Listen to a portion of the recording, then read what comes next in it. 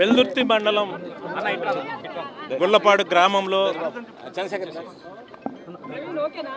తెలుగుదేశం రెండు వర్గాలకు సంబంధించి జరిగిన గొడవలో అక్రమంగా అన్యాయంగా మా మీద కేసు బరాయించి ఈ రోజుకి 99 రోజులు అక్రమంగా కూడా నిర్బంధించడం జరిగింది. ఆ గ్రామంలో ఈ సంఘటన జరగడానికి ఒక నెల ముందు కూడా ఆధిపత్య పోరులో రెండు వర్గాలకు సంబంధించి ఇక్కడ గొడవలు జరిగినాయి. కన్సల్ట్ ఎస్పీ గారు కూడా ఆ గ్రామాన్ని సందర్శించడం జరిగింది. టోటల్గా కూడా ఆ గ్రామానికి సంబంధించి ఏం జరుగుతున్నది కూడా తెలుసు.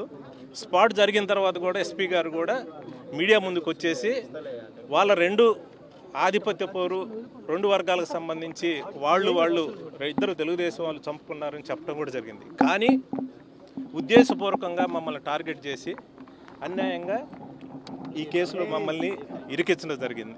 నేను చెప్తా ఉన్నాను, ఖచ్చితంగా మాకంటూ ఒక రోజు వస్తుంది. వచ్చిన రోజు దీని వెనకాల ఎవరున్నారో ఎవరిని కూడా వదిలిపెట్టే ప్రశ్న లేదు.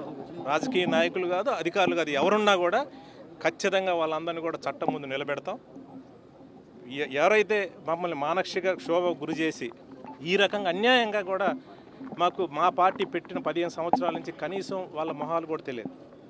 మా ఆఫీసుకు కానీ మా దగ్గరకు కానీ వాళ్ళు వచ్చిన పరిస్థితి లేదు. కానీ వీళ్ళందరూ గూడు పుటానా చేసి ఏదైతే మమ్మల్ని అక్రమంగా కేసు పెట్టి ఈరోజు 99 రోజులు ఈరోజు మమ్మల్ని పెట్టారో అంతకంతకు అనుభవిస్తారు. మా టైం కూడా వస్తుంది. మా టైం అయినప్పుడు మేమేదో చూపిస్తాం. ఖచ్చితంగా తప్పు చేసిన వాళ్ళందరినీ చట్టం ముందు ఖచ్చితంగా నిలబెడతాం.